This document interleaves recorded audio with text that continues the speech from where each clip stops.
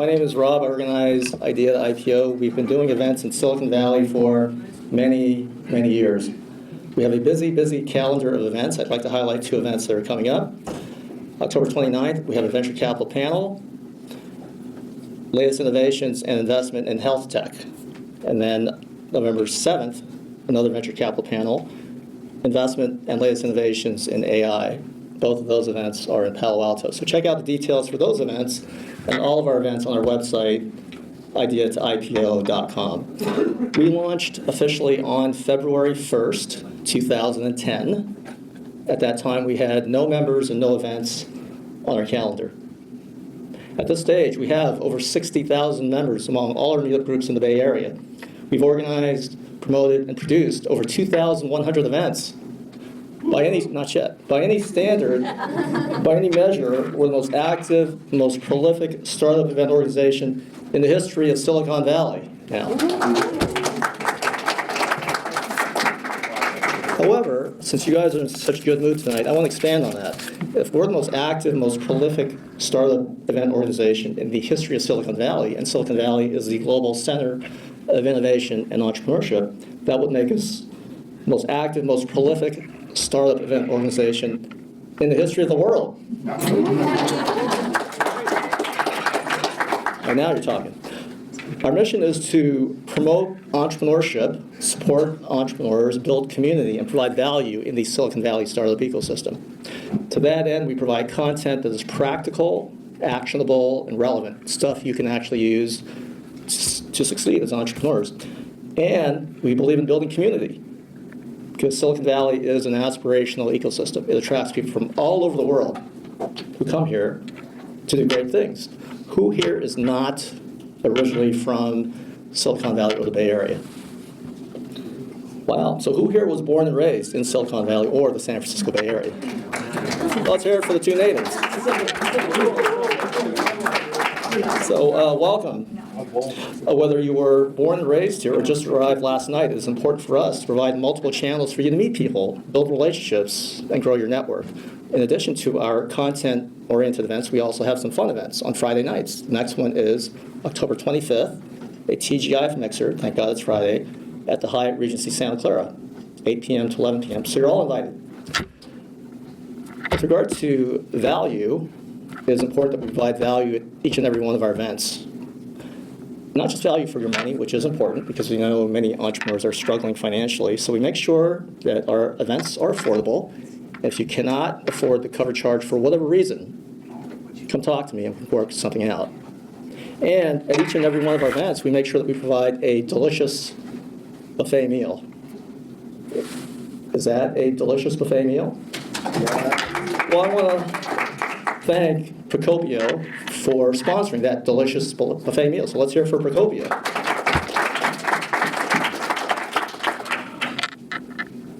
Most importantly, though, at each and every one of our events, we want to make sure that we provide value for your time, which is your most valuable resource. Is anyone here getting any younger, besides our panel? And this young man, and this young man? So when you invest your valuable time to come to our events, we want to make sure that you maximize your ROI. We have many, many partners that help us do what we do. Law firms, venture capital firms, angel investor groups, incubators, accelerators, colleges, universities. Lots of players in Silicon Valley. Tonight, once again, we're grateful to Procopio for hosting us at this beautiful venue. So once again, let's hear it for Procopio. They're a great partner, and we're honored and privileged to be collaborating with them. We look forward to many, many more events here. I would also like to point out that though we focus on supporting entrepreneurs here in Silicon Valley, our global mission is to democratize entrepreneurship and innovation all around the world. To that end, we have a robust YouTube channel, youtube.com/ideatoipo.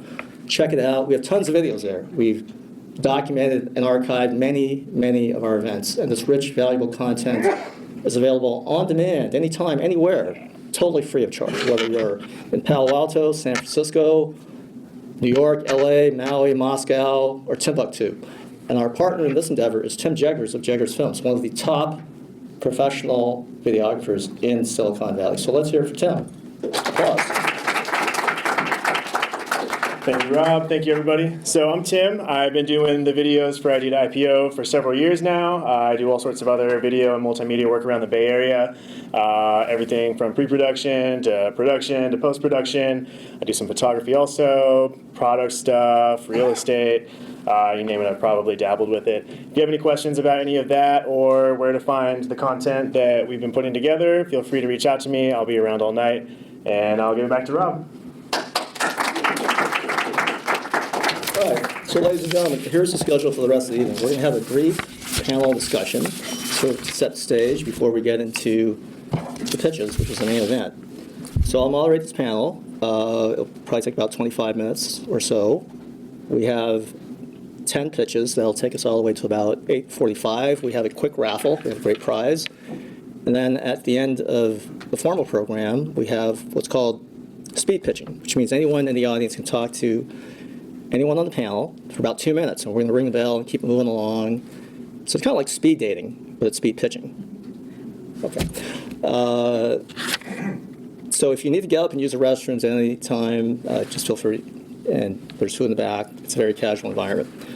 So I'm going to start off with the panel discussion. First of all, let's hear it for the panel. Applause. So, panelists, can you tell us about your background, what you invest in?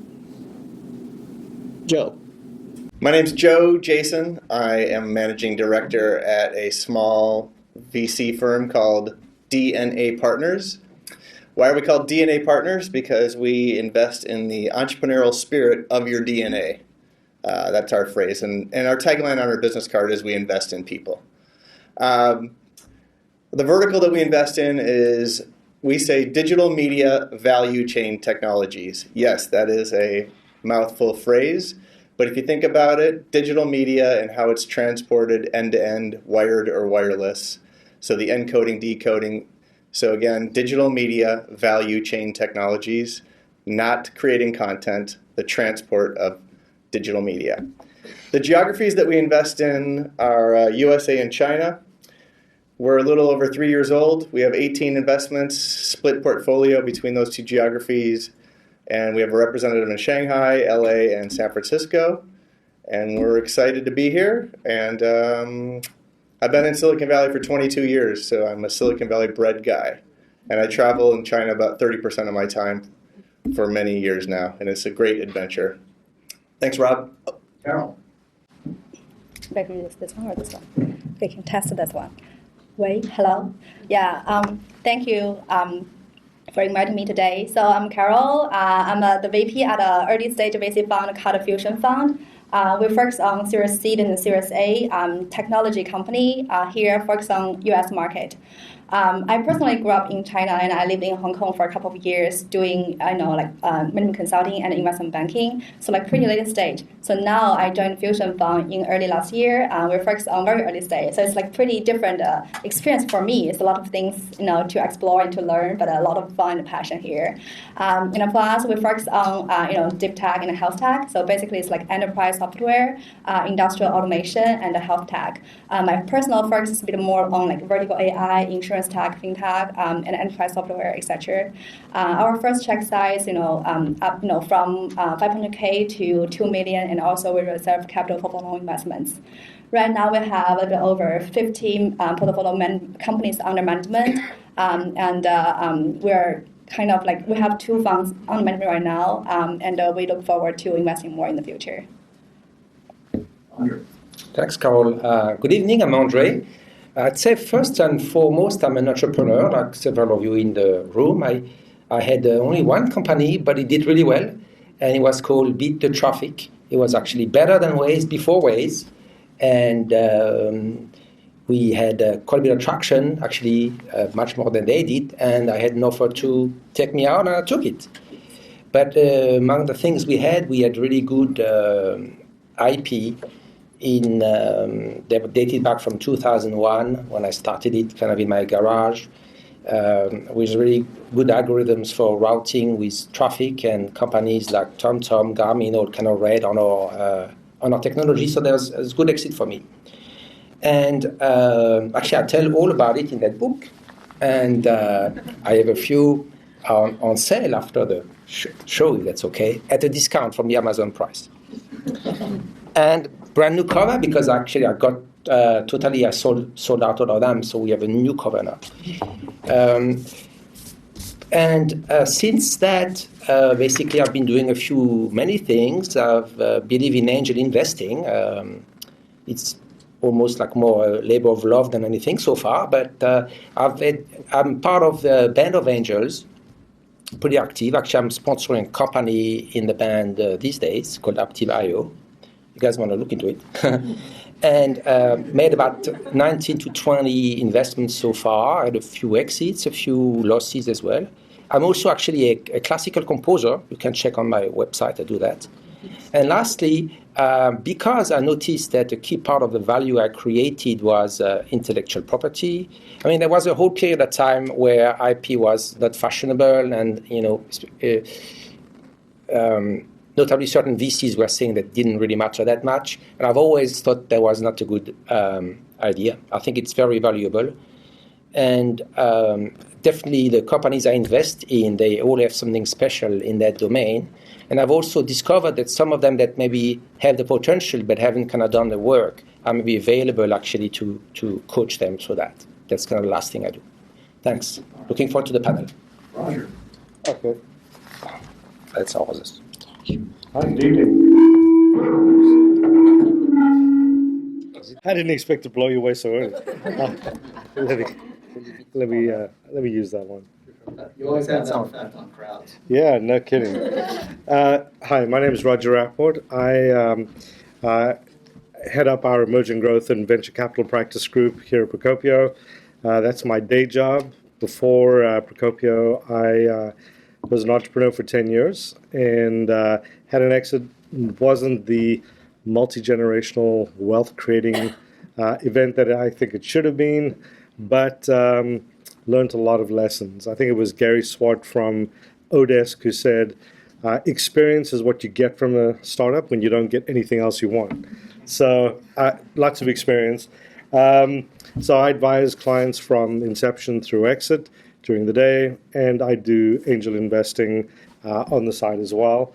I look for typically software companies, companies that are scalable, have a great scalable, predictable business model, and generally B2B. Also started doing some medtech lately as well. So that's it. All right. So we have two angel investors and we have two venture capitalists. What is the main difference between the mindset of an angel investor and a venture capitalist? Let's hear for the venture capitalist first. Well, I guess technically we're blended between seed or angel. I use the word seed. I don't use the word angel. I just like the word better. And if we in the industry, we are venture capitalists. We're investing in equity in companies. Mindset for me is seed round 50 to 500K. It's a different definition from different entities in the world. For us, it's 50 to 500K. We do take the risk of someone that does not have a product or a customer yet. So we don't use the word, do you have traction, or the phrase, do you have traction, do you have traction? I'm kind of burned out on all those Silicon Valley phrases. I'm more of a decisive guy that will go to a company in China, go to their office, look at how many plants do they have, kick the tires, see if anyone's smiling, and then meet with the executive team in a room, and there'll be sometimes a translator, sometimes not, and you can kind of identify the person's character or the team's character by how they articulate the company and how they interact with you in a conference room, and then out to dinner, actually, or a meal outside the office or something. So I guess the definition for me is we will invest in the person's idea all the way to a person, a team that has traction. Actually, to me, I think maybe the one big thing, between being a venture capitalist and being an angel investor is like, for us, we have two LP to manage. As an angel investor, you are your own LP, right? It's a totally different thing. Actually, like another two major difference is that for a VC fund, you have your mandate, which was like set up before the fund closed. So we have to, follow our investment thesis very carefully, strictly, like in terms of stage and also like, the industry focus, etc. But as an angel investor, you can be very flexible. Any company you like, it can be very broad. And also, being a VC, you have to, like, when we invest, we have to think about like whether this company can become like unicorn, can return the whole fund. Does it make sense in terms of like economics, But as an angel investor, maybe you care more about like the final financial return, but not necessarily like the IRR or multiple return, right? So it's like different economics thing. I can't speak for Carola, not in her head, but you've got her perspective. I guess as far as mine goes, I can certainly think that I'm investing my own money, and that's what guides, my decisions. And the other thing is, as a founder investor, I guess that gives me a special perspective, kind of having been there before, albeit, one company. I think I'm very different maybe from a financial investor that looks at certain things. I look at different things that tell me, oh, this lady or that guy, I think he's going to make it because, I can see this or that. I think this is a special thing that makes me still believe in, after all my losses, in angel investing. Yeah, I think I would agree with you, Carol. I see VCs, I do a lot of VC financings with my clients, and see there are definitely strictures that the funds have in terms of focus, in terms of amounts, in terms of equity, pieces of equity that they have to have of the company in order for it to be a worthwhile investment. Where I think on the angel investment side, it's much more flexible. It is scarier because you're dealing with your own money as opposed to the LP's money, so it gives you a little bit of a different mindset, and maybe makes you a little more risk averse. And you don't as a spouse, right? Yeah, right. And you don't have 5 partners to bounce it off. So, but I do like the flexibility of angel investing as opposed to having the strictures of a fund. Well, it's been said, well, how do you become a multi-millionaire as an angel investor? You start off as a billionaire. So what are the 3 things you look for in a startup before you would invest in that startup? Anybody? Joe. I can be quite concise on this. People, number 1, product, number 2, marketplace, number 3. Marketplace equates to geography and timing. And those are ranked. People, product, marketplace.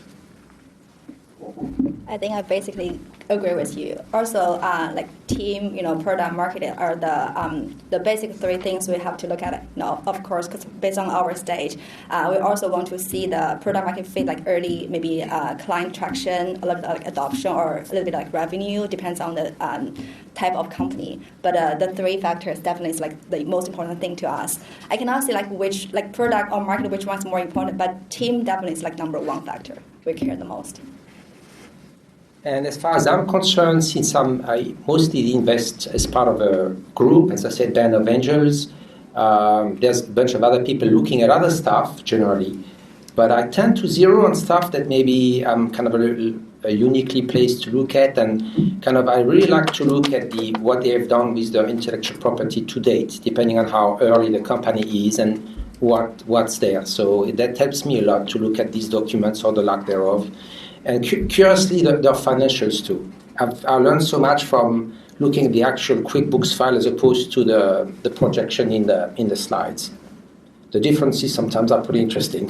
And it also tells me how they've been spending their money so far, which is interesting. That they may be the same way they're going to spend my money. Often it's not quite the same. So I kind of look at 3 questions. Number 1, I look at the idea and say, do I think that this is a good idea? Secondly, I'll look at the TAM and say, is there a big TAM for this potential idea? And then thirdly, and most importantly, I think, looking at the individual in front of me and saying, do I think that individual can execute on that idea? And to me, I think the team is very, very important as well. If the CEO, the founder, is not an A-plus player, I've generally found that they don't, if they're a B or a C-plus player, they typically don't hire above themselves. They'll typically hire at or below their level, and so typically getting funded beyond the seed is going to be very, very tough if they don't have a stellar team. So at the end of the day, that if the idea is great, huge market, but I don't think the team is one that will execute on that idea, it's not an investment typically that I'll make. Do you invest in concept stage startups? Why or why not? Joe, you already said you did, right? Excuse me. I articulated this a little bit before, but I guess on paper, no. But in some initial meetings and some follow-up and out to dinner with the CEO and their significant other. Why the significant other in this situation, in this concept type stage, is because we consider the significant other a silent board of directors. And it is funny, but it is serious to us at the same time, because that CEO or that executive is spending the savings account of that significant others as well, and time away from that person. So holidays, or however you want to say it. But so yes, on paper we're not doing it, but we do get caught up in some situations. So we are not robots. We are emotionally attached. To some scenarios. Yeah, for us, because typically we invest in seed stage, or sometimes we'll also go early, like pre-seed, but normally we want to see some kind of like prototype or, product market fit has been validated, which means like some, customer traction already. So I would say typically it's like no for us, because we have to see some, validation from customer. But one exception we have done is like it's a chip company we invest when there is no first tape out. But the thing is like the funding team has done that before. So at least like the funding team has to prove that they have done similar things. So they have the capability to do that. If it's just like an idea and nothing have or related like experience has done before, then probably it's like too early for us as our stage. I've done it once, and actually that early years, I think it might have been my first investment. Interesting, this one's still going, it's still running out, but I don't know, it's dangerous stuff. I just want to say quickly, competition is fine. So in this situation, because competition endorses that idea of that person. So we have perceived competition and actual competition, and you can ask me that if you get me what is that, Joe? What's perceived competition? If you meet with me for 2 minutes. So typically no, but one of my investments from last year, I think will probably be one of my best investments in a long time. And the individual, I really believed in the individual. It was at the concept stage, they had nothing basically but the idea. But this individual was very seasoned, had come from 2 very large companies where he headed up the division that essentially was related to the startup that he was going to be starting up. And I just had the sense that he'd executed in the past. The team that he was pulling together seemed like a stellar team. And, since then, we've raised $5 million in seed round and $20 million in venture round just a few months ago. So it's all sort of worked out well, but I think those concept investments are few and far between. What was your best investment ever? What was your worst investment ever? I'll take this one. So you can only pick one. My best investment ever was definitely my company, because I put $40,000 in it, and I made a lot more than that. Don't want to say exactly how much, but it's more than 100x. Actually, much more than 100x. So my worst, invest in your own company, that's what I recommend. In terms of my worst investment, I have several choices. I've lost money several times. The good thing is usually you can get a tax deduction, so that's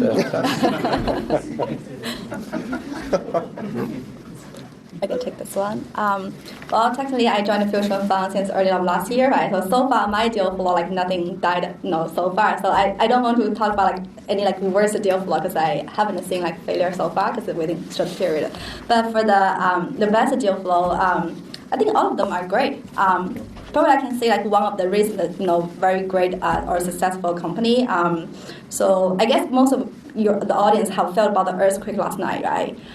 So this company we invest in, they're doing like the earthquake monitoring for like commercial property. So they're like put the sensors, on top and bottom of the like commercial building, like warehouse or office building or whatever, and then they can do the real time monitoring and also prediction of the earthquake, and also they can like estimate of the like the damage to the building. So they quickly, I think once they finish the prototype and they quickly close some like big clients that's like Amazon. So it's like pretty amazing, and they just closing their second fund. So it's great. So that is a key example of marketplace geography and timing. Earthquake, right? It doesn't get any better than that. So Silicon Valley is supposedly about innovation and solving problems. So are investors actually interested in solving real-world problems or just trying to maximize ROI and making a buck? Your thoughts? You didn't give me a chance to answer the last question, but that's okay. Yeah. Answer both at the same time. At the end of the day, I think I always try. Investment ever? My worst investment ever was actually based on FOMO. And it was a really good, expensive lesson. Someone that I thought was like a real genius in making great investments, going in, and I totally lost my shirt. I didn't think it was a great investment, but I thought, wow, that guy's so smart, and he's made so much money. I'm going to follow that. That was the worst. The best was the company I was representing, great CEO, very strong, powerful woman. Anyway, she called me up on a Friday afternoon, and I said, like, what's wrong? And she said, oh, nothing. And I said, listen, we've been working together for a long time. Tell me what's wrong. Anyway, she burst into tears. Said, like, we can't make payroll next week. Anyway, we talked about slow shutdown, whatever. Wouldn't work. I said, how much do you need? She said, $50,000. I said, okay, I'll put it in. Anyway, the company went public a couple of years ago. Close to a 4,000x return on that. So that was the best inadvertent, by mistake, investment ever made. In terms of what investors are looking for, I think at the end of the day, we all want to see something where the impact is potentially huge. It could be absolutely revolutionary. But at the end of the day, also, we want to make money. I think for investors, whether we're angels or VCs, there's this tension between something where there's complete white space and blue ocean, and we want to be the first to go in there. It's scary, right? It's very scary. Mike Maples always talks about losing Airbnb and losing a lot of these companies because he just didn't see it. It was so revolutionary. So it's hard as an entrepreneur to say, I'm doing something that's really revolutionary. Everybody wants that, but when I go to them, they don't get it. So switch hats and look at it from an investor's perspective and say, what have I done to mitigate the risks from an investor's perspective, which would make this an attractive investment as opposed to the other 50 that they've seen that week? I agree. I don't know what I would add, but basically, we're already putting our money at risks there, so we're trying to make a little bit of money. What else do you want us to do? But certainly, by definition, I'd say an angel investor is kind of looking out there, and he's not putting money into. They may put money into real estate on the side, but he's not putting money into real estate through the angel investment. So he's by definition looking for something that's out there. Yeah, and there's a lot of impact investing going on there, and these companies are very well received too. So going that way. Yeah, do you want to do it? Okay. I think for us is, I think we're all philosophical. It doesn't have to be deep. It can be thin or fat philosophical to each venture firm or seed investor. But I think for us, we're investing in evolutionary companies, not revolutionary companies. I think we were talking in the green room a little bit before this, and revolutionary. I think like gunpowder is a revolutionary invention by China, and I think software is a revolutionary invention. But I haven't seen many revolutionary technologies come out in the last 20 years. I don't think social media is revolutionary. I think it's evolutionary. I think Yahoo had GeoCities, make your own website, in 1998. So I think for us, it's evolutionary. We may stumble across a revolutionary, but we're going to try to be a little more realistic out there. You were talking about the innovation that, like you mentioned, like just before this panel, right? So actually, for me, I think whether it's like evolutionary or it's like just a sort of like incremental maybe innovation, but at the end of the day, actually, it's kind of a cycling progress, right? So in terms of like the fundamental technology, innovation, and then later on it will translate to a lot of like application on top of this like new infrastructure technology, have been built on. So we have seen like it's like cycling progress innovation, we call that.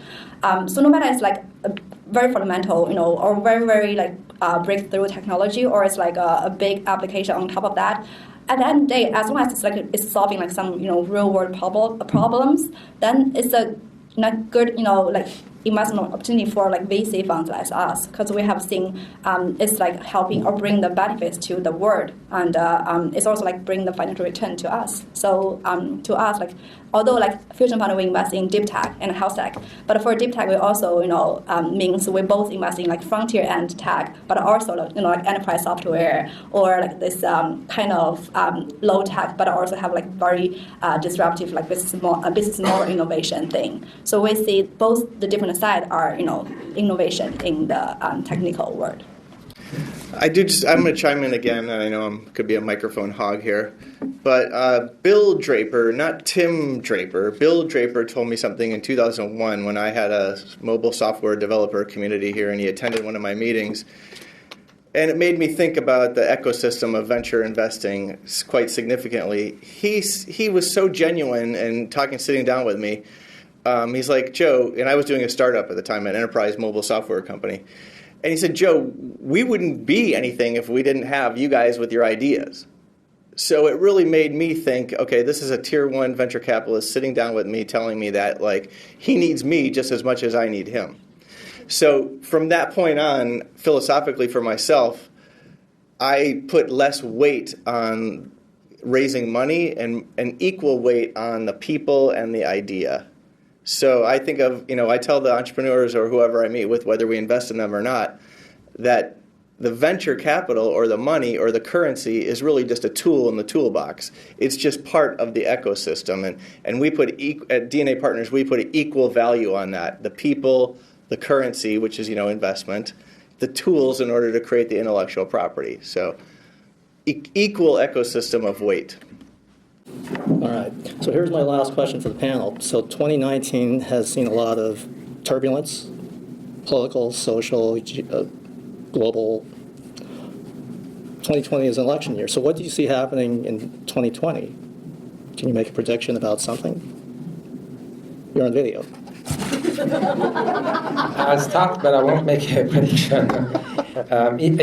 Today I was at the F50 forum up there, up the hill, and there were a couple of speakers. They were announcing doom and gloom, and that kind of correction is coming. And I suppose the correction is overdue. There are cycles, and we're kind of in be 10 years into or something into the current one. So at some point there's going to be a correction.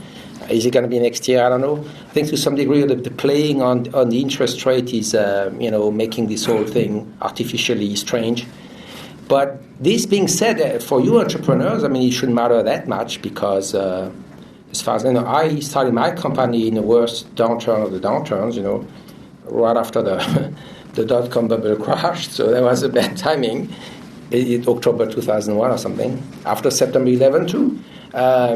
It's actually a great time for entrepreneurs to get started, as a matter of fact, because these days I'm sure it's hard. Office space is expensive, unless you're a good friend of Roger and still.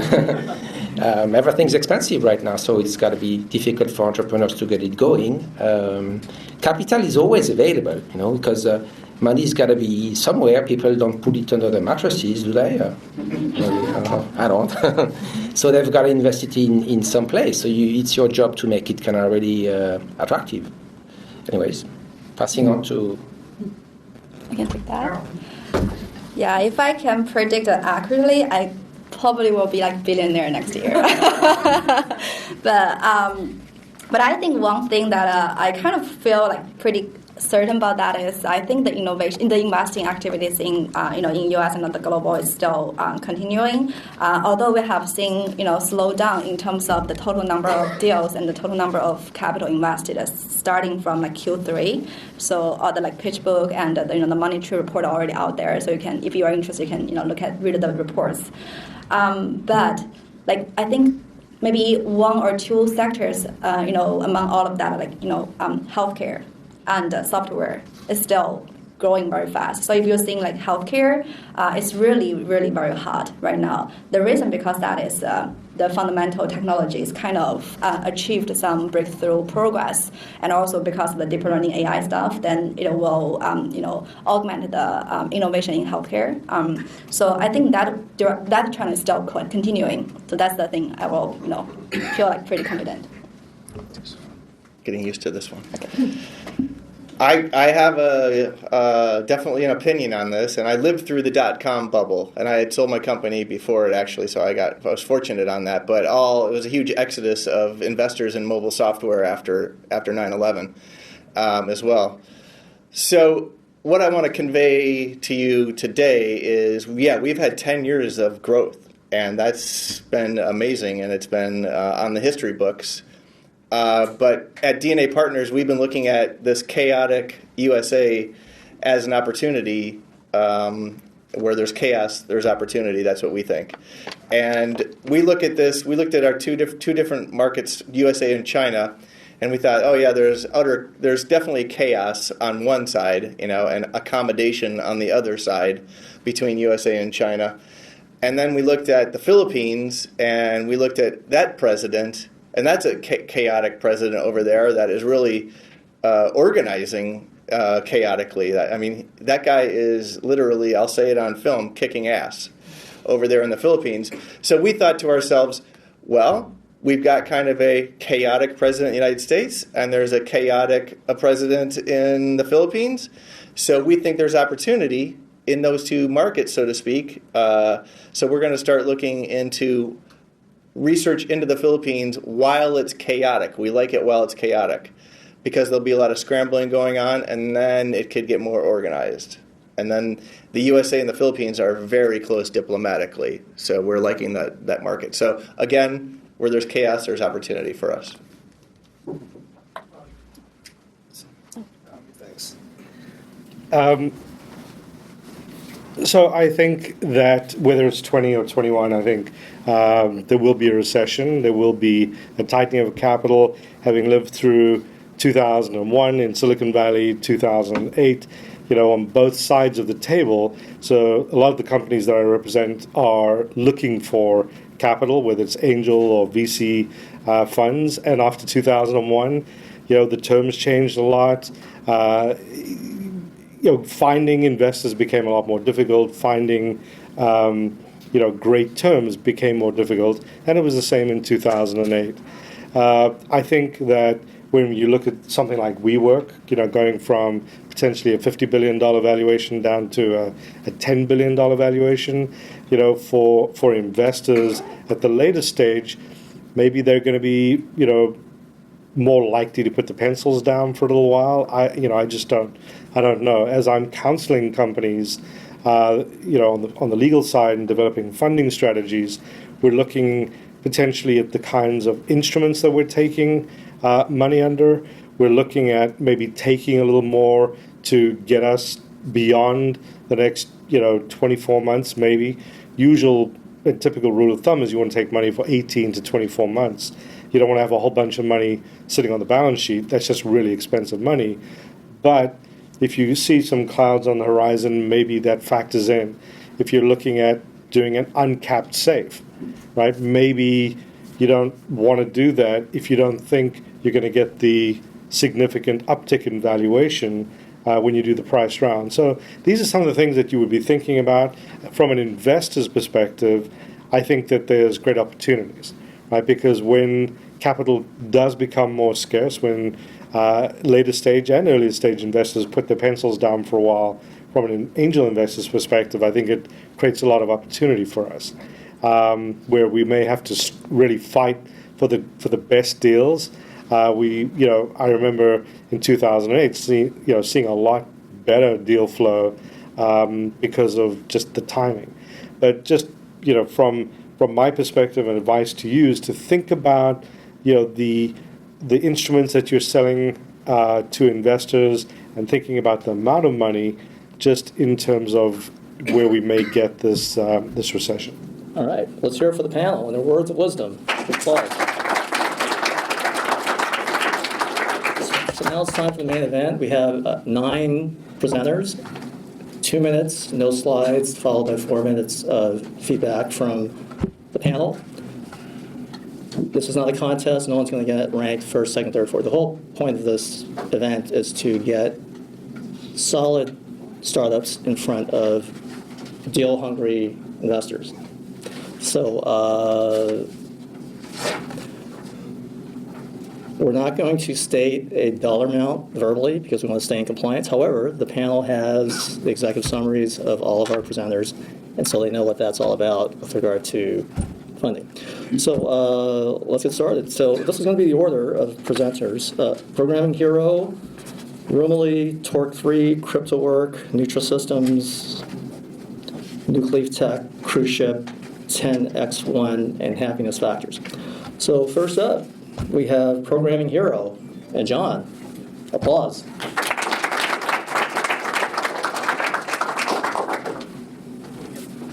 Two minutes. Hello everyone, my name is John, founder of Programming Hero, and most of you might be familiar with online platform like Coursera, Udacity, and Udemy, and you might have taken online courses, and if you have taken one, you know that after finishing few of them, they are boring and dry, and you lose the motivation, inspiration to continue. And everyone went through this experience, and we are here to solve that problem. And we found that if we can gamify the learning process with fun quizzes, challenges, and then reward system with surprise quizzes, then teenagers are more getting to encouraged to continue, and they are getting sort of addicted to learn. That is positive addiction. And we experimented this 10 months back. We released our product, and in 10 months, with organic way, we acquired 160,000 users. And for that, we didn't spend any marketing dollar because we figured out the best way to utilize different channels like Quora, Medium, YouTube, and Facebook groups without paying any advertisement dollar, how we can give values to acquire the customer. And our customer loves our product. That's why if you go to the Android Play Store, you will see our rating is 4.9 out of 5, which is like highest the similar categories. And also we master the SEO so that like organic way we get all these users. And we're a team of 5. I'm based on San Jose, this area, but my development team in overseas, so we have very efficient burning rate, and also we are earning a little bit revenue. And last 6 months, on an average, our revenue growth is close to 40%. Though it's a small amount, but it's increasing, and we want to grow this market because there's a huge potential in this industry, and we want to be partner and the new energetic people to be part of the team. Thank you. Questions from the panel?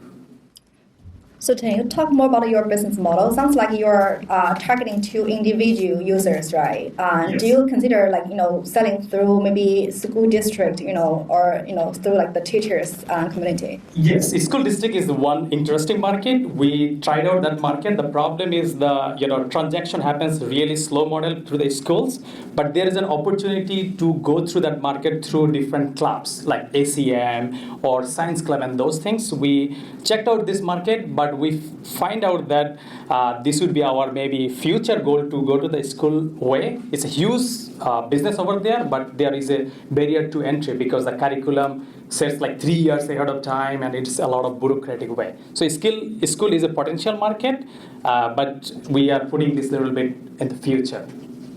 Is there any IP that you can protect there, or is it kind of known things? There is a little bit, if you publish the software, the methodology, then the content becomes a little bit protected, but the gamified, the surprise question and the process, it's kind of like how you grab the market other than like, in my knowledge, I'm not an IP expert, Roger is the expert, so he will know much better than me or like someone like that. But as for our basic research, it shows that there is not a lot about the process like you do the there, but if you write the content, that becomes a copyright way. If you publish in the Play Store or in your website, it could be copyrighted. Gotcha. Copyrighted content. The question was, is there any IP? Yeah, I don't know, but I'm not an expert. Yeah. Yeah, I don't know, potentially, I'm not an IP lawyer, I'm a corporate lawyer, but, if you're manipulating the data in a particular way where you have output that may be unique or interesting, maybe you could protect that. You've got your data input, you've got your weighting, ranking, measuring, matching, and some kind of output that maybe, there's something there. I just had a couple of questions and maybe a couple of comments as well. When I saw 160,000 users in 10 months, that's pretty impressive. But I guess, I always kind of look at vanities and vitals. When I'm looking at companies and, downloads are one thing, engagement is another. In terms of the engagement, like what, how are you measuring engagement? What is the engagement? Are these folks coming back for different courses, or is it sort of a one-off thing? I see. So we have like right now the way we have like only one courses. Our goal is to, and we have like per course fee right now, and our goal is to add 4 more courses because we did a lot of customer research and then move it to a subscription model. But so what we saw that in terms of market demand, the course we are providing is Python, and roughly 30% of the user who sticks to the client in the app, and then end of the month, like after 4 weeks, we have like close to 10% retention. That's only just the 10% of the whole. So if we have like web development course, app development path, then our retention will go, the project will be like 40% around that time. So right now, since we are only, all the downloads, we are catering only 30%, whoever stays to the platform after like a first week, there is a higher retention for them. So we serve those other people, then our retention engagement will go. And our average daily user session is 16 minutes. That's with like from our analytics we are getting. So those we are catering right now, we have like very high engagement because of the way it's done, like reward system, challenges, and all this gamified way. And if we cater other fields, then it will increase. So as you look at your KPIs, what do you think is the weakest area that you need to focus on? Right now, the weakest area is to our business development growth. So that's like we have like our in-house SEO marketing, all these things, and we need like more people that can drive different section of the business.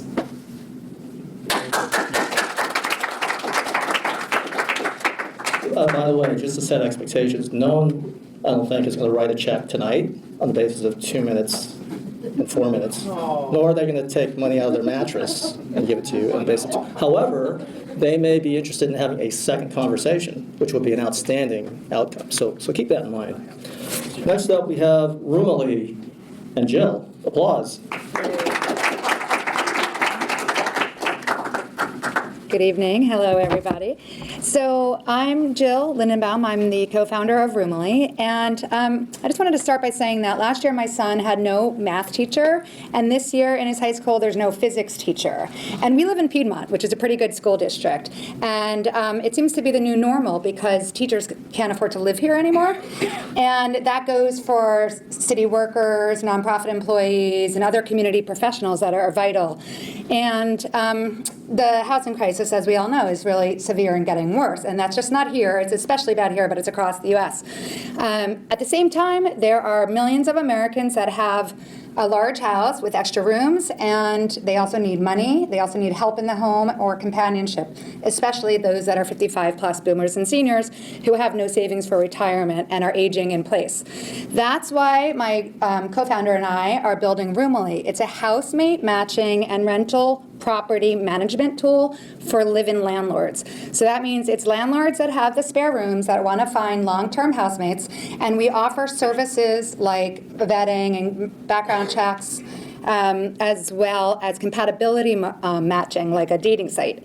And then we provide the services that the live-in landlord will need in order to be a successful landlord, like rent collection and tax preparation, insurance. We could also offer other services like moving, storage, decluttering, and it could be other revenue opportunities.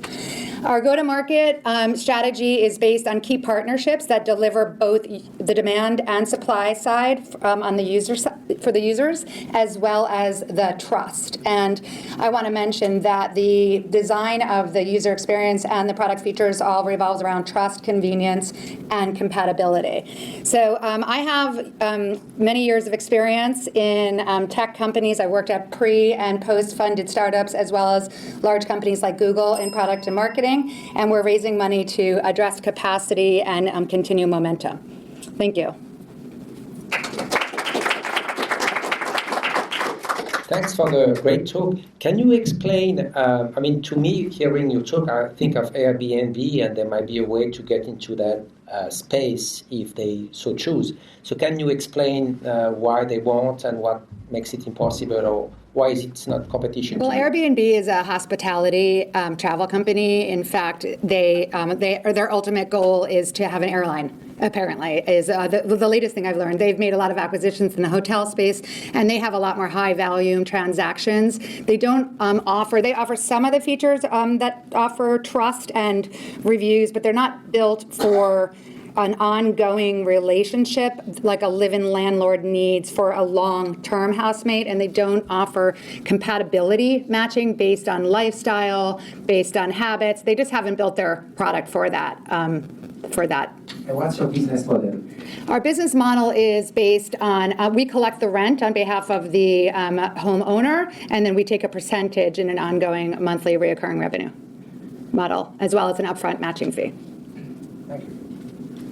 So I guess you're competing with the traditional way that you maybe, like those senior people will list their house with some agent, right, broker, and looking for potential like long-term like roommates, right? Mm-hmm. So how do you feel like the ROI using your service versus like traditional way? And also like you mentioned all the rental collections through online. Do you think it's like easy to understand or accept way for senior people? No offense, but it's like because you target like those senior house owners, right? To get them online. So the first one was you're asking about traditional rental like brokers. Yes. They charge so much that it's an avenue that like basically means that the landlord is going to give up 20% or 25%. That's more for like a rental vacation property in Tahoe. But our market is we are looking at people that need money, and they're not going to be able to pay those type of service fees. So we are using technology to help them scale.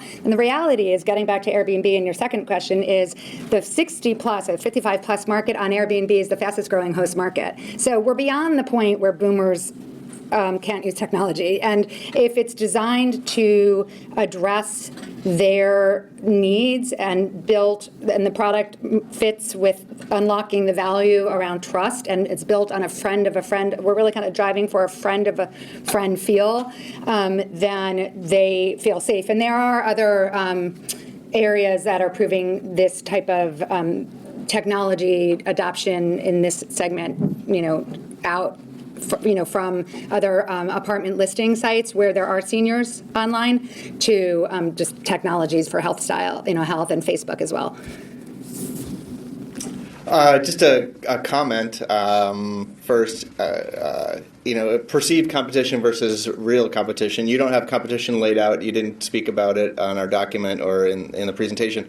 So I think top down would be Airbnb. Bottom up would be Craigslist. Craigslist does have ads that they do this exact type of scenario.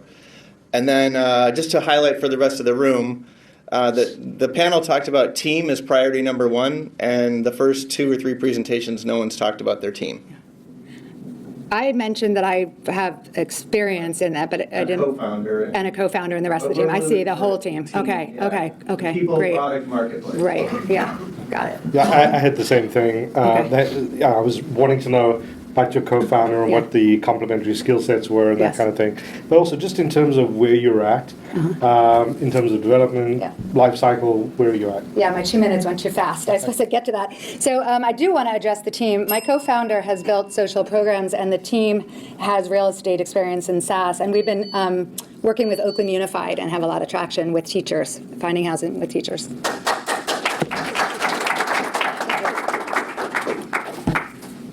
Next up, we have Torque 3 and Dave.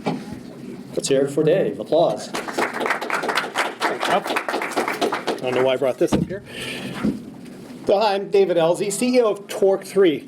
We're developing a neurorehabilitation solution for stroke survivors that can be used for significantly better recovery outcomes. Now, stroke is the leading cause of disability across the world, including the United States, where there are 7 million stroke survivors right now struggling through recovery, most using treatments and therapies that have an abysmal success record.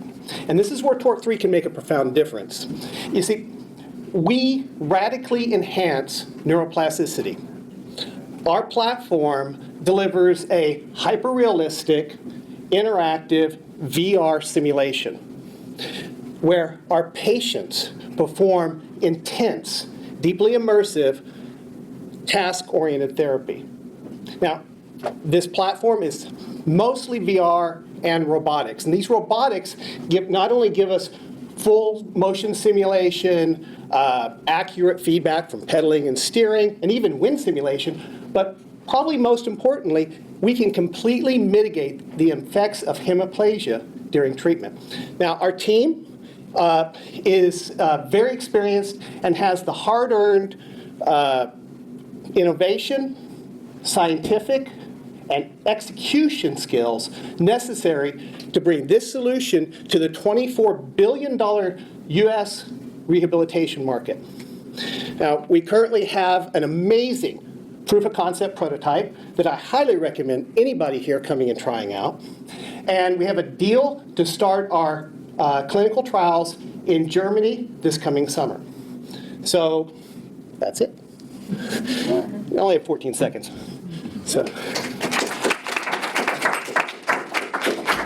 So what does it take to get something like this FDA approved so you can get some real sales? We don't need FDA approval in the United States. There's no certification. We're essentially considered the same as a stationary bicycle in their eyes. But you probably cost more than a bicycle, right? It does cost more than a bicycle.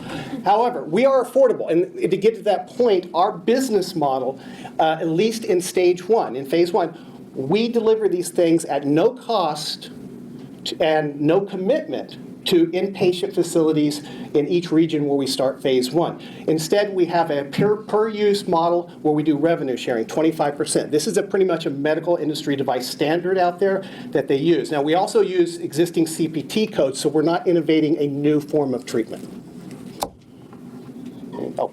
Have you done outreach to the physical therapists and the occupational therapists as just getting feedback from them? Yeah, the physical therapists really want this, although we have to sort of focus on one market at a time. Even one of our investors is an orthopedic surgeon that is he does knee replacements, and he's dying to use this. Because of the robotics, we have a lot of flexibility in the biomechanic management side. So, yeah, there are further markets into physio rehab beyond neuro rehab. So I think in your presentation, it would be nice to highlight or contextualize this as you're helping the inside of someone's brain with the plasticity. So that's inside your body, and then you're helping the exterior of your body with the actual machines and everything. So it's nice that you have the context of inside and outside. Yeah, there's a dovetail there between exercise and the brain getting better as well. But on the physio rehab side, it's the exact same platform and a lot of the same usage, but it's a different menu system for those purposes. So it's a natural evolution of the product into the new markets. You mentioned this device is like no cost at the initial and this like revenue sharing model, right? So which means you have to spend actually a lot of capital upfront in order to produce like several devices and then start with the early adopters, right? In that case, do you do like roughly estimation on how many months like payback period for each of the device on average? Yeah, each device, once we're in large-scale production, not the small-scale local stuff, but once we're in large-scale production, it will take about 3 months to the 100% ROI on the device itself, not the continued maintenance and et cetera and the company overhead, but just the device itself, about 3 months, yes. And then, at least the device will be paid for. It could even be inside a gym at a later date, It could be portioned off as a gym. Yeah, it would sort of cycle back to origins of the company were physical fitness, and it would go back to the origins of the company to eventually have these things as Inside fitness. of a hospital, and then inside of a rehabilitation center, and then inside of your gym. Yes, all the exact same piece of equipment, different menus. So on that same question, because you mentioned stroke, I was wondering what's particular about stroke, or how about the thing of dementia, and traumatic brain injury? Brain injury is brain injury. You're right. We are saying stroke because it is the largest single group that need neurorehabilitation. I mean, by far. So TBIs, degenerative brain disease, all benefit for the same reason as stroke, but they're smaller markets. I mean, at least until the silver market probably pushes dementia up. Yeah. I'm used to looking at the crowd for more questions, but any? So you're not going to sell to an Alzheimer's patient, basically. Yeah, I was early, you guys early, we're all good. Nice.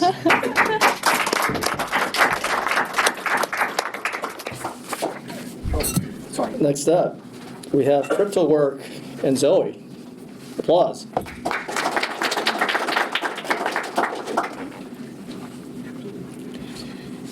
Hello, my name is Zoe, and I lead customer success at CryptoWork. The amount of data we are using on a daily basis is increasing drastically. We use data for everything nowadays. We use data to make business decisions, process decisions, even decisions about human beings. But how can we ensure that the data we are using is trustable? More important, how can organizations and companies ensure that the data they are using is trustable and even compliant with regulations such as HIPAA, ISO, or GDPR? The challenge is clear because data compliance is not optional at the moment or nowadays anymore. And we at CryptoWork, we saw this problem, and that's why we developed the first data integrity solution, cloud service based on blockchain. Our solution allows organizations to verify the integrity of their data at massive scale using blockchain technology. How are we doing this? Our technology gives organizations the ability to verify their data. It is applicable in industries such as IoT, IoT, supply chain, healthcare, and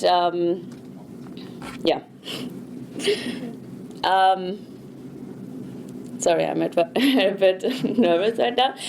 Our team is very strong. We have experienced team members from cryptography, entrepreneurship, and software. I'm very proud to be part of the team, and that's all.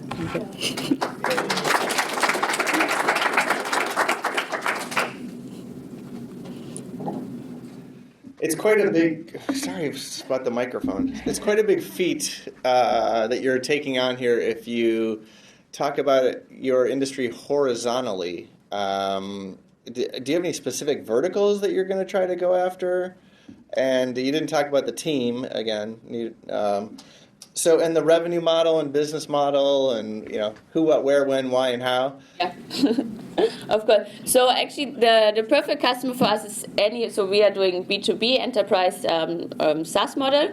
The perfect customer is, of course, an enterprise with high volume data.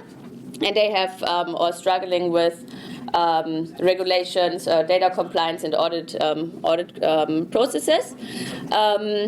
the industries I was mentioning is, we have customers in IoT because we have a really high throughput. In IoT, of course, you have a lot of devices and platforms connected, a lot of data amount. So we focus really on customers where we can, or the customers who have a lot of data amount, they want to make sure that this is trustable. Team? The team, experienced team, CTO in professor in cryptography, and CEO is a serial entrepreneur. We have 10 team members at the moment. Based here in San Mateo, and we also operate in Germany. Two quick questions here. So number one, for the data your company deal with right here. So what type of data? It's like text or picture, even videos. What type of data? That's number one question. Second question is, since you are working on the GDPR, like this type of data privacy compliance space, right?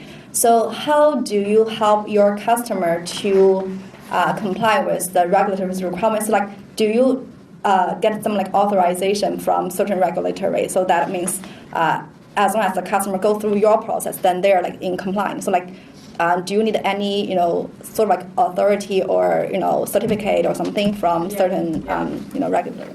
Yeah. We have or we partner with PwC, so they actually certified our audit or the auditing process. We can offer to clients. Sorry, the first question was again? What type of data? So any type of data. We call it digital assets. So it can be IoT data, any kind of events, PDF documents. So really any digital asset. I guess the analogy that I use in the physical world would be like a fishing net through the ocean. I mean, I don't see how you could possibly, just say we're going to filter data for GPRD and we're going to take on IoT and we'll just do this one ocean. It's just an ocean grab for me. It's hard to get my head around it. And PwC can obviously certify you. Yes, we don't know exactly what they're certifying. But it's a start. I would say I have positive intent here, but it's a C that you're trying to go after. Boiling the ocean? Boiling the ocean, sure. Yeah. Just for you and for all of the other folks that are pitching, really would be nice to know, in the presentation, in your pitch, where you are. I found out now you've got customers. Great. Yeah, I'd like to know more about the customers. I had the same questions on the data and how you're actually doing it for GDPR and also for California. Next year it's going to be important, the new privacy laws that are coming out. But to hit Joe's point, tell us about the team, tell us where you're at, and so we can get an idea. Like they say in the publishing industry, don't bury the lead. If you've got customers and you've gotten to that point, you've got revenue, then tell us about it. Positive intent. Thank you. Next up, we have Netra and Manish. Applause. Thank you, Ron. Hello. Good evening, everyone. My father-in-law lost his eye at 50 because he had a retina disease that was not diagnosed on time. I happen to have a strong background in medical imaging, machine learning, and optical imaging, a PhD in biomedical engineering. Therefore, we started Netra Systems to detect blindness early using optical imaging and machine learning. 1.3 billion people are suffering from poor eyesight. It is costing us $3 trillion a year. Existing devices make a diagnosis based on symptoms. It's too late. Half the retinal neurons are dead, and they don't grow back. Many other devices show very poor quality images. Doctors have to inject a toxic dye so that they can see some contrast and make a diagnosis. Using our device, doctors would be able to image cells and blood vessels in 3 dimensions, deep inside the retina, and without a toxic dye. And we have 7 patents on this technology. And therefore, many scientists are thrilled. They are already buying our devices. We have revenue worth $700,000, and we have many more inquiries. And our team has deep expertise in taking on this mission. I have built products worth $400 million. Joe Vance, he's our terrific salesperson. He has sold products worth $100 million. Robert, he is a smart scientist. And we have many doctors and scientists on our board. It's a very active M&A space. Companies are getting acquired for hundreds of millions of dollars. Nikon just acquired a company for $400 million. What is important is, 1 in 6 people are suffering from poor eyesight. We invite you to fight blindness. Thank you for your time.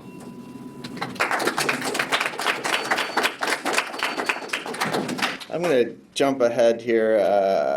I don't know what the product is. You have Carl Zeiss as a competitor, you have lens companies as a competitor, and then you have big data as up here as a product. So can you just tell me if it's hardware, software, a lens? Just let me know what it is. Actually, it's a laser scanner that takes very high quality images. So it has a lot of optics and special hardware. On the top of that, we have very advanced software and machine learning. So it's a laser that goes into your eye? Yeah. Okay. Yeah. All right. Well, Thanks. A question for, I guess it's like machine learning or deep learning technology to do like imaging diagnosis, right?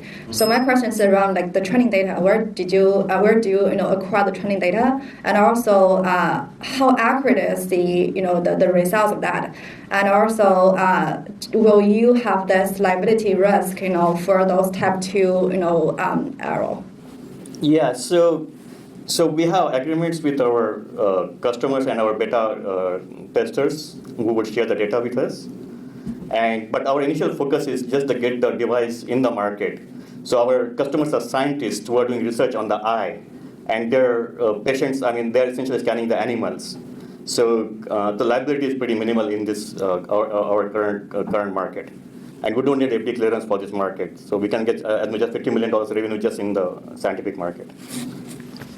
But you haven't answered my questions like where do you get the training data in order to train your model?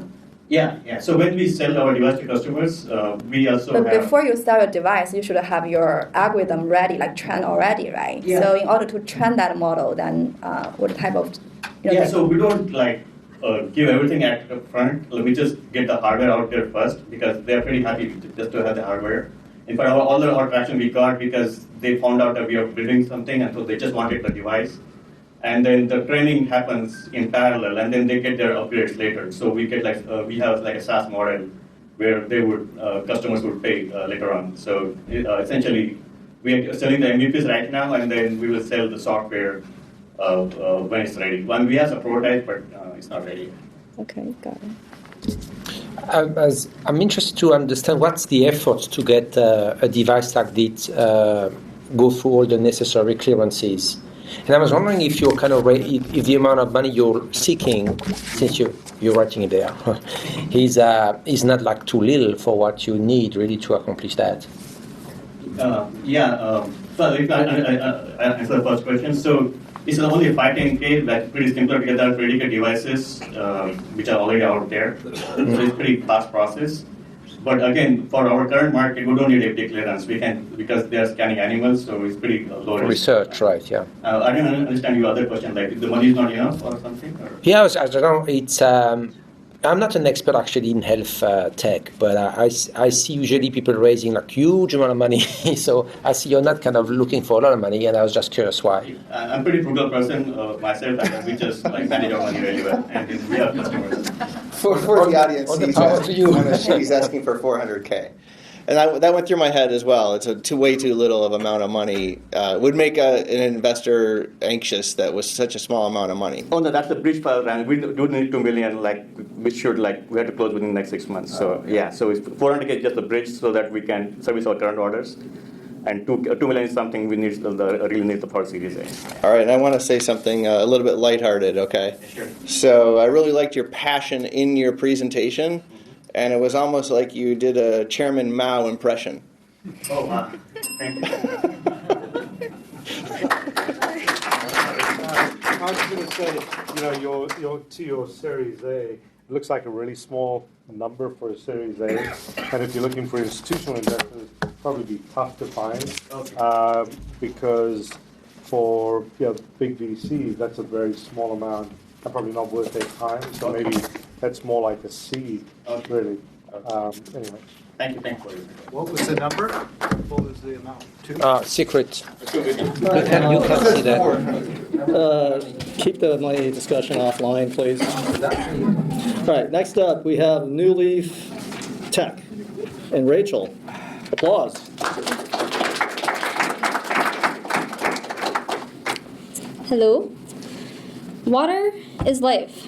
And as California natives, my team and I intimately know what water scarcity can bring. So what is the world doing to solve it? Mostly expensive, wasteful, and huge treatment plants, or septic tanks that don't even work. These cracks in infrastructure cost the U.S. billions each year in healthcare treatment costs and lost business sales. New Leaf makes water treatment easy to reach those cracks. We bottle nature's cleaning genius into a compact modular unit.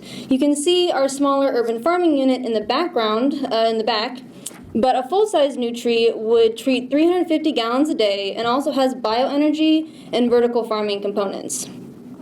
New Leaf started in 2015 at NASA Ames. We became a startup in 2017 and graduated from SOSV's Rebel Bio Accelerator.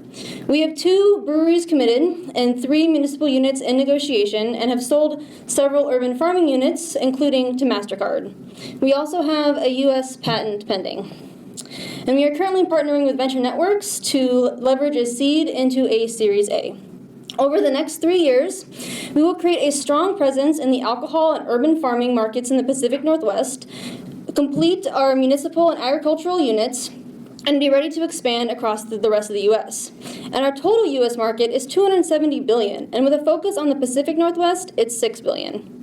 And we're choosing an entry market that everyone loves: beer. Brewing creates a lot of wastewater that conventional treatment plants can't normally handle.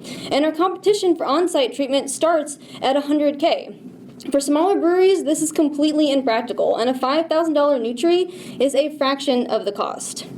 My co-founder and I have been working together since 2015, and we're biology nerds that have watched too much Star Trek. We leverage eco-friendly and high-tech skills to take to the next frontier in water treatment. Thank you.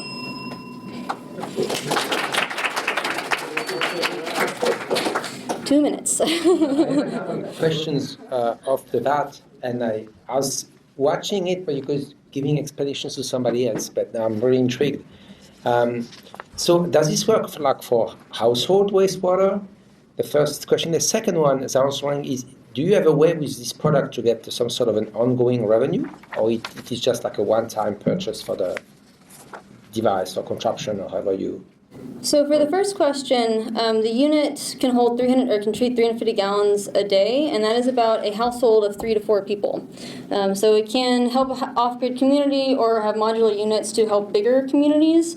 And for your second question, we do have, it's not just we sell it and that's it. We offer maintenance for our industry customers. We also have accessories and updates as we... How dirty can the water be? I don't know. So, pretty dirty. So the wetland technology that we're basing it off of has been used to clean municipal wastewater, coal mine remediation wastewater. Our unit has shown to treat brewery wastewater, high-strength industrial brewery wastewater, and for reference, brewery wastewater can be 500 times or greater strength than municipal wastewater. And it's removed over 99 contaminants of that type of wastewater. I just have a couple comments. I have a question. Do you have an attorney? Yes, we have an attorney. Oh, because Roger Royce in Silicon Valley here is like your perfect attorney. He would gravitate towards this business plan quite a bit. Roger Royce. You could even just contact him about possible investors. Tell him Joe sent you, no problem. And the second is a comment. You're in the right state to do this for sure, but the northern market is more abundance of water than the southern part of the state. The southern part of the state needs the water and Las Vegas. So if you think about it, we're always giving our water to Los Angeles and San Diego and Las Vegas. So they're hungry down there for clean water. Yeah, so that's kind of where we're focusing in California. Our next step would be Southern California, getting a manufacturing hub down there. Portland and Seattle are our next target, as well as Colorado, Denver. And they do, up north, you're right, they do have more water, but they also tend to be more sustainability conscious. And even if you have a lot of water, it can still be really expensive for breweries to treat that water and wineries. In California, it can cut a small brewery's profit up to 30%. So there still is an incentive both with the community that they're connecting with and also just saving money on their wastewater bills. Stay focused. I like it. Yeah, thank you. Thanks for presentation. So one question for me is about the technical advantage. Can you compare your solution with your alternative solution in terms of for example, how efficient the technology is in terms of cleaning the water? Because from my experience, with residential one, from something our system, you can only get 1/3 clean water out of the total input water. So how efficient in terms of that, and also unit economics, how expensive the system is compared with others.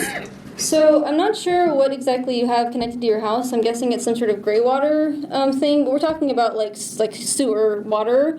And really, the best small scale thing they have and most common are septic tanks. Septic tanks don't even work, and if you ask anybody that has a septic tank in a less than ideal location, they're neither cheap nor small. So there are some smaller scale decentralized wastewater treatment devices, but they tend to be really expensive. They can start at $100,000 for breweries. So we beat our competitors on price point with equally effective treatment and having a actually small decentralized product with all the perks of green design. Okay, got it. The first part of my question is for example, 10 tons wasted water, and then out of your system, how many tons can get out of that clean water?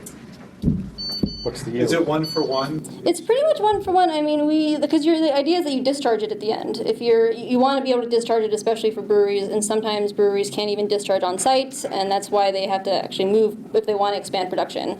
So it is, without evaporation, it's about 1-to-1. Okay. Thank you. All right, next up, we have cruise ship in Brandon. Applause. Thanks, Rob. Hi, I'm Brandon. I'm captain of cruise ship. I'm from Texas, Austin. How are you recording? Behind my turn. So, we noticed something in Austin, that social networking is a little broken. We call it crisis. Remember the Chinese symbol? Crisis also means opportunity, right? Chaos. Let's talk about opportunity. Opportunity right now, there is a huge gap in our social networking. Right now, we're using last century's technology to communicate with each other, yet we're using next century's technology to invest in. So why not meet the two? Why are we still using text messages to communicate with each other, right? Pull out your BlackBerry right now. You can text message. Pull out your Palm Pilot. You can text message, right? Let's communicate visually with each other. Instagram figured this out 10 years ago. Cruise ship figured out that Instagram is great for the past. They can show you your past visually, filtered, beautiful. But now, what about your future? What about things you want to do with your friends? Look into the future and how do you communicate right now? With text messages. So, cruise ship designs a app, a platform with visual communication in the future. It's available right now. Go on the App Store, go on Google Play, and get cruise ship for me right now and text with your friend or test it with your friends. And we're going to be releasing in November 15th, so 1 month from today. So please try it out. And if you have any questions, come see me afterwards, and I'll give you a nifty sticker. All right. Thank you. Omitting the nifty sticker, I have one test question for you. Do you know the acronym RCS? Rich Communication Services. Okay, there's a reason why we're all text messaging across the world. It's because the mobile operators make us to this date. They use the paging technology which is an SMS, right? SMS and MMS. That's what's a force feed from the mobile network operators. But if you think about 5G, there won't be any SMS or MMS or dialing a telephone number for a call. Okay, it'll be straight TCP/IP communication, which is the Internet Communication Protocol. The majority of the mobile operators are committing to Rich Communication Services Protocol for messaging inside of 5G. So go to gsma.com and you'll get a little minor education. I was like more prosaic here, but thinking, what are you going to do to get that network effect? I mean, especially these days, any attention costs money. Getting people to discover cruise ship and fall in love and tell all their friends about it. What are you going to do to make it happen? Yeah, great question. So our first vertical is going to be college students. We go into Stanford, Harvard, MIT. We find people who are new to a certain city. It's about posting your future, getting a small group of friends together, and they're great at bringing their friends in with them. So think about it right now. If you had 50 people on your social network, again, it's limited to private people, so you don't want to post your future to 10,000 people. You're going to want to create those events, those social engagements, not formally like Eventbrite or something like that, but informally. So with a visual way of communicating, you can put your sorority friends together for a yoga class. You can do all kinds of things like that. So we're putting a lot of fun events for college students together, and they're going to have a lot of mystery events to come out to. They just download the app and they get invited to these fun little events. What's the business model? Good question. So right now, Facebook and Instagram, they all operate on an advertising model. We actually, is only 40% of our model. We actually have a subscription base, so you can get off the ads and off the servers, like Pandora or Spotify. But you can also do things in the future, right? So when you're getting your friends together to say what you're doing, you can actually book movie tickets or concert tickets or reservations at a restaurant. So there is a platform for that. But then you also have another, like a payment option, so like Venmo or Cash App. You can actually pay in advance to go to those events. So you take a little percentage of that as well. Okay. One more question. I'm not an expert in this space, but just wondering, so are you developing like a standalone app so those young college students can like go to that platform to plan like activities, but go to another platform like, you know, Facebook Messenger or Instagram or Snapchat to chat? Or you want to be like the go-to platform for all of the social apps? We're a super app. We have everything in there. So it's like what's the WeChat. It's like that. So you're booking things, you're communicating with your friends, you're putting all of your future plans out there. It's not so much as a Instagram where you're just posting for a channel of 10,000 or 2 million or however many you want to get. This is for your close friends, 150 people or less. So simply put, you're doing the next generation of like Facebook. Right. Yeah. So it's tiny little feet, so we'll manage to do it. Thank you.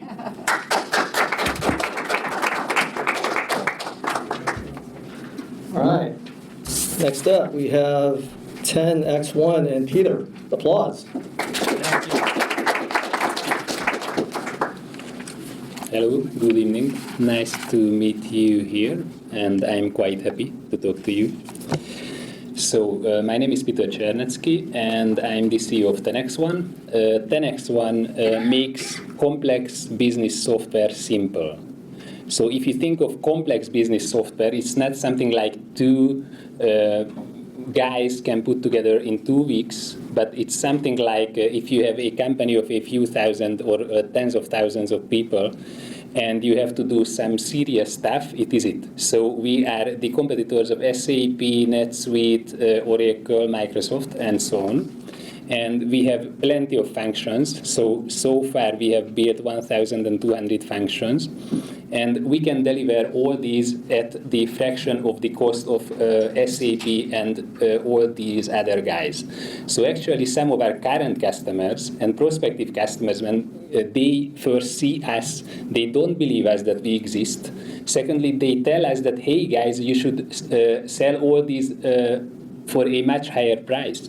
Because very often they don't believe that it can work at this price, okay? And our secret sauce is very, very simple. What we want is that in the end of the day, we want to make sure that business people can create applications in three ways. Firstly, we have out-of-box solutions for specific use cases that they can use right away. They can endlessly tailor it visually, so they can draw, they can make changes to the application. And where drawing is not enough, because there are cases, there we can link up the business text they write with code. So we teach our software how to code, okay? And our current status, we have 300K in revenues. We have a team of 10 people. We are present in 4 verticals. We are entering 3 more. And about our team, I have an MBA from the University of Chicago with high honors, so I'm sorry this is not from Stanford. I know it may be a mistake here. And our team worked together in its previous life with private equity investors, so not VCs but private equity investors, turning around businesses with SAP, Oracle applications, and Microsoft. And all the cases when they were in deep situations, then they just called us to turn around things. And we helped them to create several hundreds of millions of USD doing so. Thank you.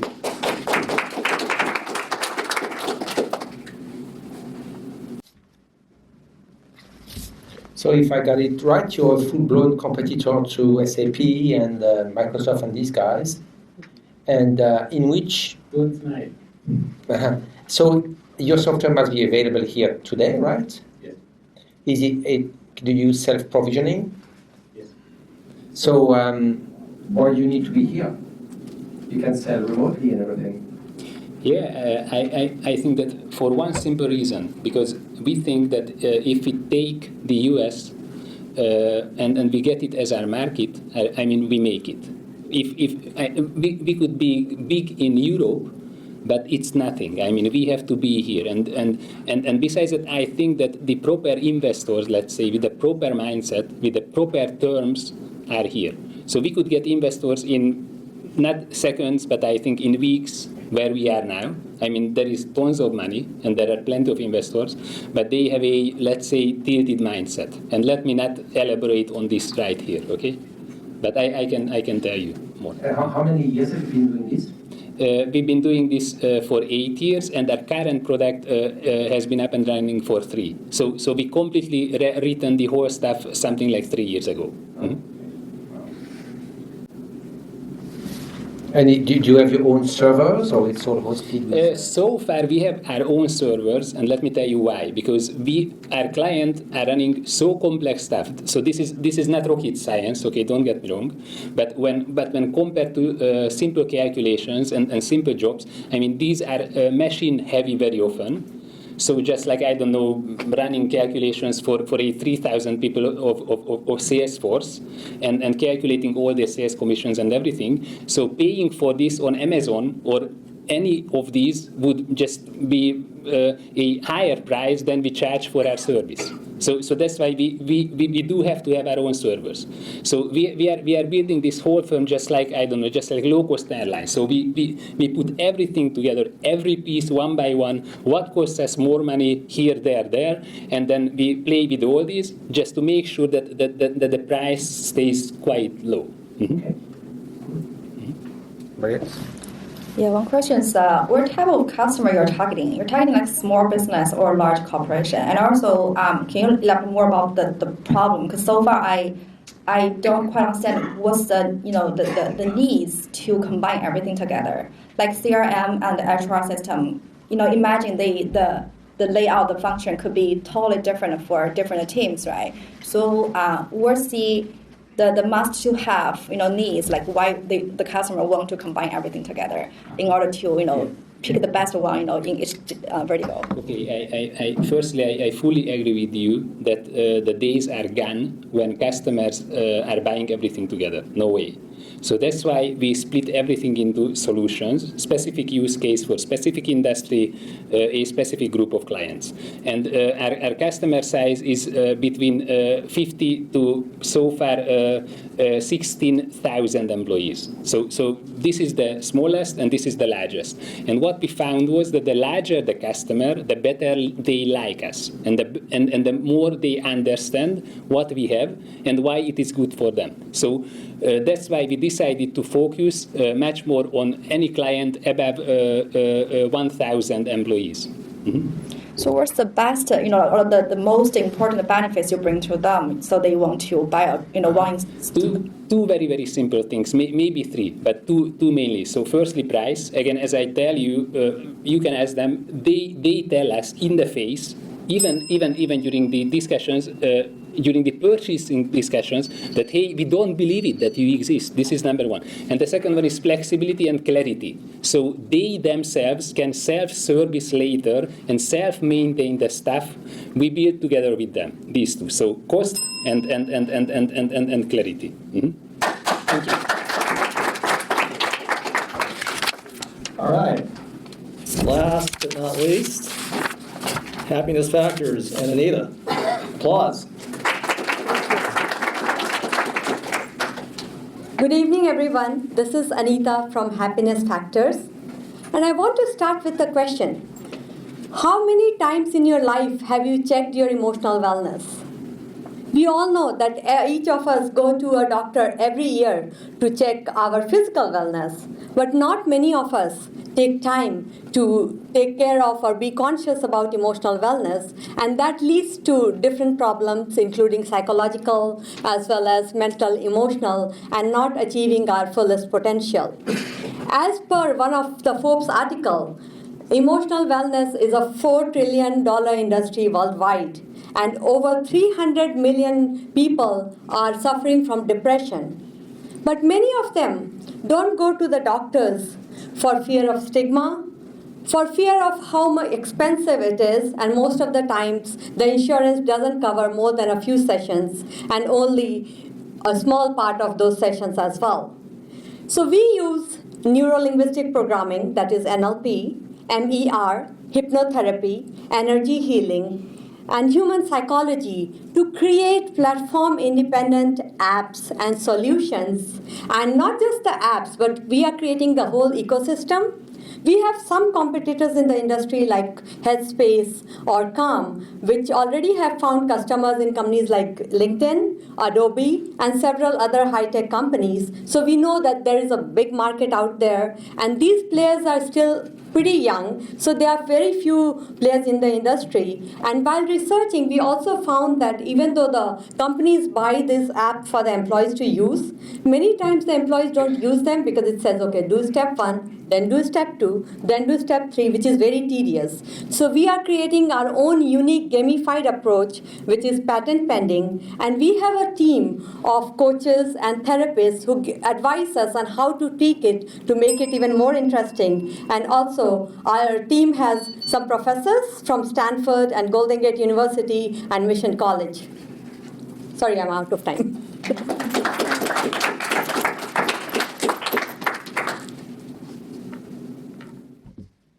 So the happiness, it results mostly from the interaction with the app, or you suggest things people do, like, I don't know, exercise, more sex, and you verify? Actually, both. So in the app, based on the answer, like when you create your profile, it will ask you some questions, and based on your answer and based on your happiness level, it will tell you either to take a 2-minute walk or go hang out with your boyfriend, girlfriend, or significant other, or do any activity which we see in the answers that is lacking, which is the root cause of unhappiness. And based on your score in the gamified version, and you always get the chance to improve your score, and also rate yourself compared to other people who have taken the same test. It might also give you, suppose someone wants to talk to someone one-on-one because the app itself didn't make much difference, then we have the ecosystem of coaches and therapists in the back where they can purchase a higher subscription and talk to someone one-on-one.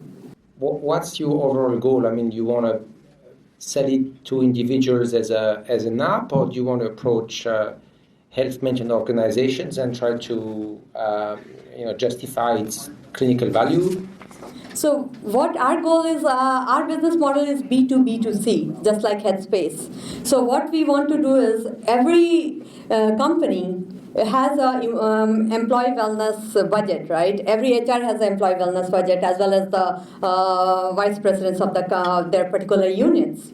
So what we are going to do is we are going to approach them and tell them how much they will save on reduced turnover, on more engaged employee, and more productivity. So overall, how much value it can add to their bottom line to buy our product. And we are also going to release our beta version on the App Store for individuals to use for free, just to get the reactions and improve more, because we are going to include, we have some AI, but we are including AR and VR at a later stage once we get the funding. I just want to say positive intent here totally with my comments. I think if we look at people, product, marketplace, the right timing, the geography is great. United States right now, I think it's really, really great. I think the people, we can see the team on this sheet of paper, so the team looks great for your product. I just don't, the product, I don't know what the good formula is for you to launch and have, the next year or two or three, what should the product sets be? I think it's really critical.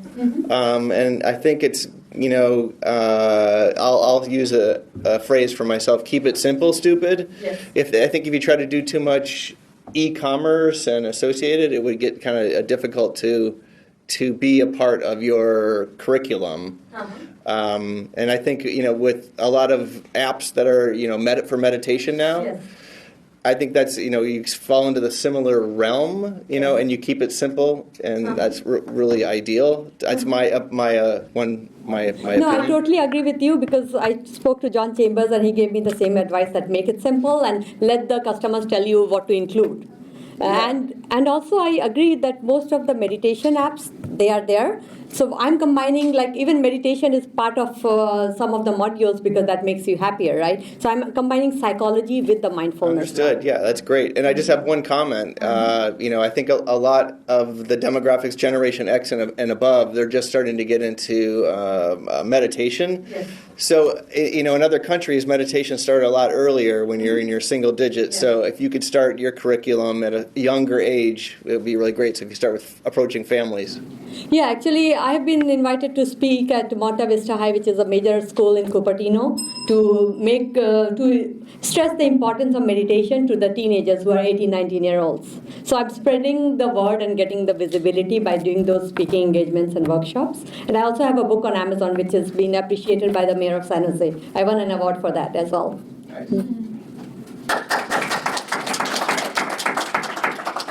All right, well, let's hear it for the panel.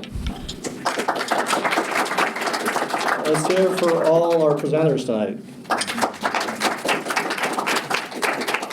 Ladies and gentlemen, stay in your seats. We're going to do our raffle. Has everyone who wanted to enter the raffle already done so? All right. So I actually got this book from GSV Labs, for you GSV Labs folks, Global Silicon Valley Handbook. Roger, do you want to do the honors? Sure. Drum roll, please. The winner is... Uh-oh, Brandon. No. Drum applause. What are the chances of that happening? You're justly rewarded. So, ladies and gentlemen, now it's time for speed pitching. So what that means is you can stand in front of your favorite panelist. You'll have 2 minutes to talk to him or her, exchange contact info. When we ring the bell, move on, and we're going to keep moving along until everyone's had a chance to talk to his or her favorite panelist.